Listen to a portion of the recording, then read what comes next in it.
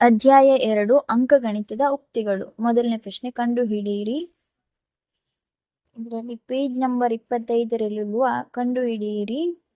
ಮೊದಲನೇ ಪ್ರಶ್ನೆ, ಸಮ ಚಿಹ್ನೆಯ ಎರಡೂ ಬದಿಗಳಲ್ಲಿ ಉಕ್ತಿಗಳು ಸಮವಾಗುವಂತೆ ಖಾಲಿ ಜಾಗಗಳನ್ನ ಭರ್ತಿ ಮಾಡಿ. A question, 13 + 4 = dash plus 6. 13 + 4 ಎಷ್ಟಾಗ್ತದೆ? 17 ಆಗ್ತದೆ. 6ಕ್ಕೆ ಎಷ್ಟನ್ನು ಸೇರಿಸಿದ್ರೆ 17 ಬರ್ತದೆ?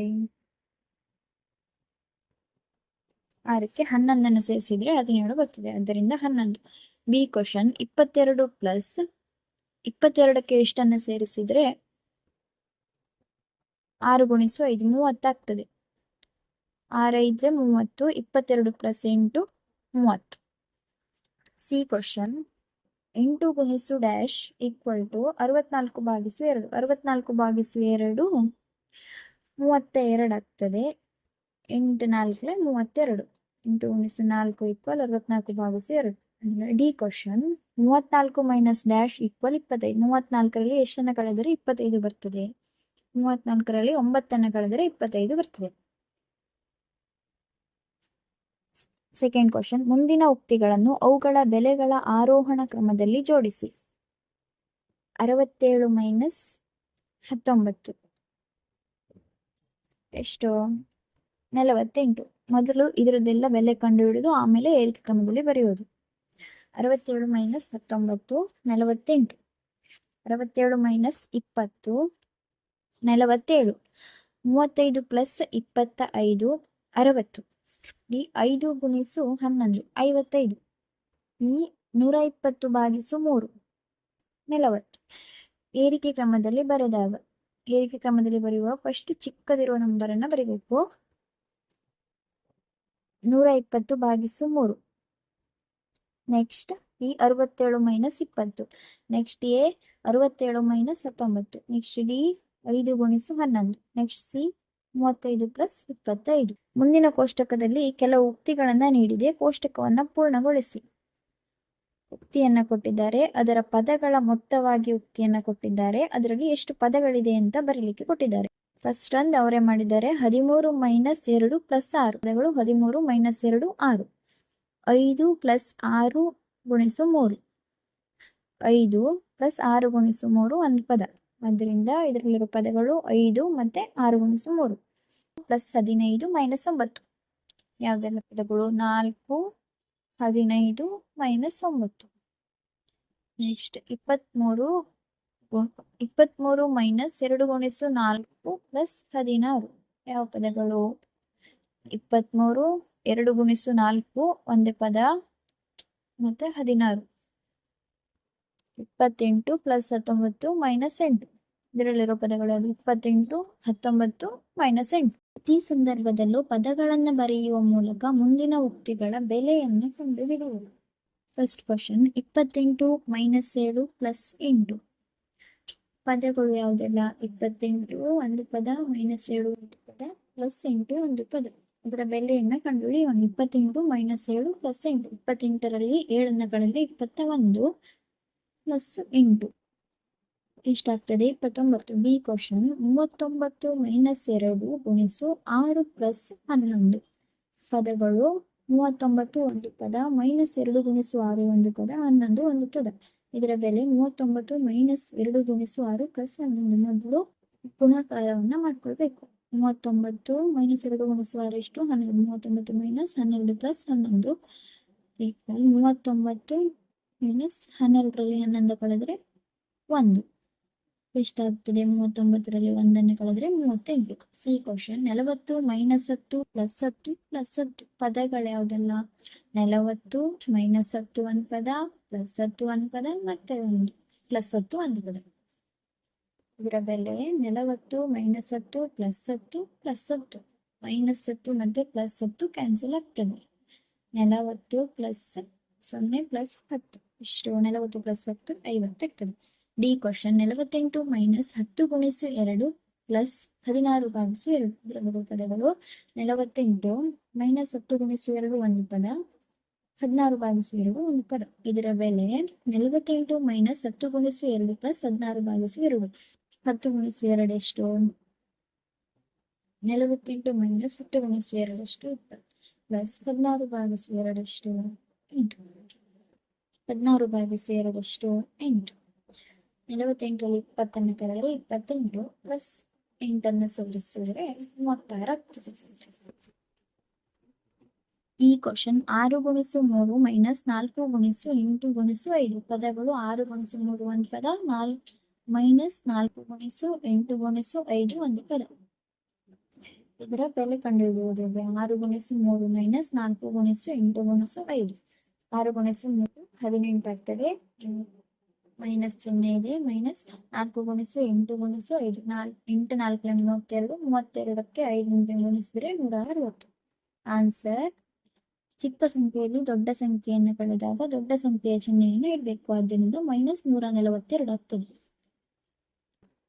ಎರಡನೇ ಪ್ರಶ್ನೆ. ಮುಂದಿನ ಪ್ರತಿ ಉಕ್ತಿಗೆ ಒಂದು ಕಥೆ ಅಥವಾ ಸನ್ನಿವೇಶವನ್ನ ಬರೆದು ಅವುಗಳ ಬೆಲೆಯನ್ನ ಕಂಡುಹಿಡಿಯಿರಿ. A question 89 plus 21 minus 10. ಇದಕ್ಕೆ ಒಂದು ಕಥೆ ಅಥವಾ ಸನ್ನಿವೇಶವನ್ನ ಬರಿಬೇಕು. ನಾನಿಲ್ಲಿ ಈ ತರ ಬರೆದಿದ್ದೇನೆ. ಶ್ರೇಯಾಳ ಬಳಿ 89 ಹಣ್ಣುಗಳು ಇದ್ದವು. ಅವಳು ಮಾರುಕಟ್ಟೆಗೆ ಹೋಗಿ 21 ಹಣ್ಣುಗಳನ್ನ ತಂದಳು. ಆದರೆ ಅವಳು ಅದರಲ್ಲಿ 10 ಹಣ್ಣುಗಳನ್ನ ಸ್ನೇಹಿತಿಗೆ ಕೊಟ್ಟಳು. ಈಗ ಅವಳ ಬಳಿ ಉಳಿದಿರುವ ಹಣ್ಣುಗಳ ಸಂಖ್ಯೆ ಎಷ್ಟು? 89 ಪ್ಲಸ್ 21 ಮೈನಸ್ 10. 89 plus 21 110 minus 10. 110ರಲ್ಲಿ 10 ಕಳೆದ್ರೆ 100 ಹಣ್ಣುಗಳು ಉಳಿದಿವೆ. ಬಿ ಕ್ವಶನ್ 5 ಗುಣಿಸು 12 ಮೈನಸ್ 6. ಇದಕ್ಕೆ ಒಂದು ಸನ್ನಿವೇಶವನ್ನು ಬರೆಯಬೇಕು. ಒಂದು ಶಾಲೆಯಲ್ಲಿ 5 ತರಗತಿಗಳಿವೆ. ಪ್ರತಿ ತರಗತಿಯಲ್ಲೂ 12 ವಿದ್ಯಾರ್ಥಿಗಳಿದ್ದಾರೆ. ಅದರಲ್ಲಿ 6 ವಿದ್ಯಾರ್ಥಿಗಳು ಗೈರಾಗಿದ್ದರು. ಆದ್ದರಿಂದ ಶಾಲೆಯಲ್ಲಿ ಹಾಜರಾಗಿದ್ದ ಒಟ್ಟು ವಿದ್ಯಾರ್ಥಿಗಳ ಸಂಖ್ಯೆ ಎಷ್ಟು? 5 ಗುಣಿಸು 12 ಮೈನಸ್ 6. ಫಸ್ಟ್ ಗುಣಾಕಾರವನ್ನ ಮಾಡ್ಕೋಬೇಕು. 5 ಗುಣಿಸು 12 ಎಷ್ಟು? 60 ಮೈನಸ್ 6 54 ವಿದ್ಯಾರ್ಥಿಗಳು ಹಾಜರಾಗಿದ್ದರು. ಸಿ ಕ್ವಶನ್ 4 ಗುಣಿಸು 9 ಪ್ಲಸ್ 2 ಗುಣಿಸು 6. ಇದಕ್ಕೆ ಒಂದು ಕತೆ ಬರೆಯಿರಿ. ರಾಮು ಒಂದು ಸ್ಟೇಷನರಿ ಅಂಗಡಿಗೆ ಹೋಗಿ 9 ರೂ ಬೆಲೆಯ 4 ಪೆನ್ನುಗಳನ್ನ ಖರೀದಿಸಿದನು. ಜೊತೆಗೆ 6 ರೂ ಬೆಲೆಯ 2 ಪೆನ್ಸಿಲ್ಗಳನ್ನ ಖರೀದಿಸಿದನು. ಹಾಗಾದರೆ ರಾಮು ಅಂಗಡಿಯವನಿಗೆ ನೀಡಬೇಕಾದ ಒಟ್ಟು ಹಣ ಎಷ್ಟು? 4 ಗುಣಿಸು 9 ಪ್ಲಸ್ 2 ಗುಣಿಸು 6. 4 9 36 ಪ್ಲಸ್ 2 ಗುಣಿಸು 6 12. ಎಷ್ಟಾಗ್ತದೆ? 48 ರೂಪಾಯಿಗಳನ್ನು ಅವನು ಅಂಗಡಿಯವನಿಗೆ ಕೊಡ್ಬೇಕು. ಮೂರನೇ ಪ್ರಶ್ನೆ. ಮುಂದಿನ ಪ್ರತಿ ಸನ್ನಿವೇಶಕ್ಕೂ ಅದನ್ನು ವಿವರಿಸುವ ಉಕ್ತಿಯನ್ನ ಬರೆಯಿರಿ. ಅದರ ಪದಗಳನ್ನು ಗುರುತಿಸಿ ಮತ್ತು ಉಕ್ತಿಯ ಬೆಲೆಯನ್ನ ಕಂಡುಹಿಡಿಯಿರಿ. A question. ರಾಣಿ ಆಲಿಯಾ ಕಳೆದ ವರ್ಷ ರಾಜಕುಮಾರಿ ಎಲ್ಸಾ ಅವರಿಗೆ 100 ಚಿನ್ನದ ನಾಣ್ಯಗಳನ್ನು ಮತ್ತು ರಾಜಕುಮಾರಿ ಅನ್ನಾ ಅವರಿಗೆ 100 ಚಿನ್ನದ ನಾಣ್ಯಗಳನ್ನ ನೀಡಿದಳು. ರಾಜಕುಮಾರಿ ಎಲ್ಸಾ ಈ ನಾಣ್ಯಗಳನ್ನು ಒಂದು ಉದ್ಯಮ ಪ್ರಾರಂಭಿಸಲು ಉಪಯೋಗಿಸಿ ತನ್ನಲ್ಲಿರುವ ನಾಣ್ಯಗಳನ್ನ ದ್ವಿಗುಣಗೊಳಿಸಿದಳು. ರಾಜಕುಮಾರಿ ಅನ್ನಾ ಆಭರಣಗಳನ್ನ ಕೊಂಡಳು ಮತ್ತು ಈಗ ಅವಳ ಬಳಿ ಅರ್ಧದಷ್ಟು ನಾಣ್ಯಗಳು ಮಾತ್ರ ಉಳಿದಿವೆ. ರಾಜಕುಮಾರಿ ಎಲ್ಸಾ ಮತ್ತು ರಾಜಕುಮಾರಿ ಅನ್ನಾ ಅವರ ಬಳಿ ಒಟ್ಟು ಎಷ್ಟು ಚಿನ್ನದ ನಾಣ್ಯಗಳಿವೆ ಎಂಬುದನ್ನ ವಿವರಿಸುವ ಉಕ್ತಿಯನ್ನ ಬರೆಯಿರಿ. ರಾಜಕುಮಾರಿ ಆಲಿಯಾ ರಾಜಕುಮಾರಿ ಎಲ್ಸಾ ಮತ್ತು ರಾಜಕುಮಾರಿ ಅನ್ನಾ ಅವರಿಗೆ ತಲಾ 100 ಚಿನ್ನದ ನಾಣ್ಯಗಳನ್ನ ನೀಡಿದಳು. ಒಟ್ಟು ನಾಣ್ಯಗಳು ಎಲ್ಸಾ ಅವರಿಗೆ 100, ಅನ್ನಾ ಅವರಿಗೆ 100. 100 ಪ್ಲಸ್ 100 200. ರಾಜಕುಮಾರಿ ಎಲ್ಸಾ ಅದನ್ನ ಏನ್ ಮಾಡ್ತಾಳೆ? ರಾಜಕುಮಾರಿ ಎಲ್ಸಾ ತನ್ನಲ್ಲಿರುವ ನಾಣ್ಯಗಳನ್ನ ದ್ವಿಗುಣಗೊಳಿಸಿದಳು, ಅಂದ್ರೆ ಅದನ್ನ ಡಬಲ್ ಮಾಡಿದಳು. ಅದಕ್ಕೆ ಉಕ್ತಿ 2 ಗುಣಿಸು 100. ರಾಜಕುಮಾರಿ ಅನ್ನಾ ತನ್ನಲ್ಲಿರುವ ನಾಣ್ಯಗಳಲ್ಲಿ ಅರ್ಧದಷ್ಟನ್ನ ಕಳೆದುಕೊಳ್ಳುತ್ತಾಳೆ. ಅವಳತ್ರ 100 ನಾಣ್ಯಗಳಿವೆ, ಅದರ ಅರ್ಧದಷ್ಟು ನಾಣ್ಯಗಳನ್ನ ಕಳೆದುಕೊಳ್ಳುತ್ತಾಳೆ, ಅಂದ್ರೆ 100/2. ರಾಜಕುಮಾರಿ ಅನ್ನಾ ಮತ್ತು ರಾಜಕುಮಾರಿ ಎಲ್ಸಾ ಅವರ ಬಳಿ ಉಳಿದಿರುವ ಒಟ್ಟು ನಾಣ್ಯಗಳು. ಇದಕ್ಕೆ ಉಕ್ತಿಯನ್ನ ಬರೆಯಲಿಕ್ಕೆ ಹೇಳಿದ್ದಾರೆ. ಉಕ್ತಿ 2 ಗುಣಿಸು 100 ಪ್ಲಸ್ 100/2. ಅದರಲ್ಲಿರೋ ಪದಗಳು ಯಾವುದೆಲ್ಲ? 2 ಗುಣಿಸು 100 ಒಂದು ಪದ, 100/2 ಒಂದು ಪದ. ಅದರ ಬೆಲೆಯನ್ನ ಕಂಡುಹಿಡಿಯುವುದು. 2 ಗುಣಿಸು 100 ಪ್ಲಸ್ 100/2. 2 ಗುಣಿಸು 100 200. 100/2 50. ಒಟ್ಟು 250 ನಾಣ್ಯಗಳು. ಬಿ ಕ್ವಶನ್, 2 ನಿಲ್ದಾಣಗಳ ನಡುವಿನ ಮೆಟ್ರೋ ರೈಲು ಟಿಕೆಟ್ ದರ ವಯಸ್ಕರಿಗೆ ರೂ. 40 ಮತ್ತು ಮಕ್ಕಳಿಗೆ ರೂ. 20 ಆಗಿದೆ. ಮುಂದಿನ ಟಿಕೆಟ್ಗಳ ಒಟ್ಟು ಬೆಲೆ ಎಷ್ಟು? ಮೊದಲನೇ ಕ್ವಶನ್, 4 ವಯಸ್ಕರು ಮತ್ತು 3 ಮಕ್ಕಳು. ವಯಸ್ಕರಿಗೆ 40 ರೂ ಮತ್ತೆ ಮಕ್ಕಳಿಗೆ 20 ರೂ. ಇದಕ್ಕೆ ಉಕ್ತಿ 4 ಗುಣಿಸು 40 ಪ್ಲಸ್ 3 ಗುಣಿಸು 20. 4 ಗುಣಿಸು 40 160, 3 ಗುಣಿಸು 20 60, 220 ರೂ ಆಗ್ತದೆ. ಸೆಕೆಂಡ್ ಕ್ವಶನ್, ತಲಾ 3 ವಯಸ್ಕರು ಇರುವ 2 ಗುಂಪುಗಳು. 2 ಗುಣಿಸು 3 ವಯಸ್ಕರು ಇರುವ 2 ಗುಂಪುಗಳು ಅಂದ್ರೆ 40. 2 ಗುಣಿಸು 3 ಗುಣಿಸು 40, 2 6 ಗುಣಿಸು 40, 240 ರೂಗಳು. ಸಿ ಕ್ವಶನ್, ಚಿತ್ರದಲ್ಲಿ ತೋರಿಸಿರುವ ಅಳತೆಗಳ ಸಂಬಂಧವನ್ನು ವಿವರಿಸುವ ಉಕ್ತಿಯನ್ನ ಬರೆಯುವ ಮೂಲಕ ಕಿಟಕಿಯ ಒಟ್ಟು ಎತ್ತರವನ್ನ ಕಂಡುಹಿಡಿಯಿರಿ. ಇಲ್ಲಿ ಒಂದು ಚಿತ್ರ ಕೊಟ್ಟಿದ್ದಾರೆ. ಅದರ ಅಂಚಿನ ಅಳತೆ 3 ಸೆಂಟಿಮೀಟರ್. ಎಷ್ಟು ಅಂಚಿದ್ದಾವೆ? 2 ಅಂಚುಗಳಿದ್ದಾವೆ. ಮೇಲೊಂದು ಅಂಚಿದೆ, ಕೆಳಗೆ ಒಂದು ಅಂಚಿದೆ. ಅದಕ್ಕೆ ಉಕ್ತಿ ಏನಾಗ್ತದೆ? 3 ಗುಣಿಸು 2 ಆಗ್ತದೆ. ಜಾಲರಿಯ ಅಳತೆ ಎಷ್ಟು? 2 ಸೆಂಟಿಮೀಟರ್. ಎಷ್ಟು ಜಾಲರಿ ಇದಾವೆ? 1 2 3 4 5 6 ಜಾಲರಿ ಇದೆ. ಅದರ ಉಕ್ತಿ 2 ಗುಣಿಸು 6. ಅದರ ನಡುವಿನ ಅಂತರ 5 ಸೆಂಟಿಮೀಟರ್. 5 ಸೆಂಟಿಮೀಟರ್ ಅಂತರದ ಎಷ್ಟು ಸರಳುಗಳಿವೆ? 1 2 3 4 5 6 7. 7 ಗುಣಿಸು 5. ಇದರ ಬೆಲೆಯನ್ನು ಕಂಡುಹಿಡಿಯುವುದು. 2 ಗುಣಿಸು 3 ಪ್ಲಸ್ 7 ಗುಣಿಸು 5 ಪ್ಲಸ್ 6 ಗುಣಿಸು 2. 2 3 6, 7 5 35, 6 2 12. 6 ಪ್ಲಸ್ 35 41 ಪ್ಲಸ್ 12 53 ಸೆಂಟಿಮೀಟರ್.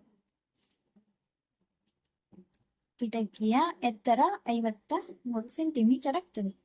ಏನಾದರೂ ಈ ವಿಡಿಯೋ ಉಪಯುಕ್ತ ಅನ್ನಿಸಿದ್ರೆ ದಯವಿಟ್ಟು ಚಾನೆಲ್ನ ಸಬ್ಸ್ಕ್ರೈಬ್ ಮಾಡಿ. Thank you for watching.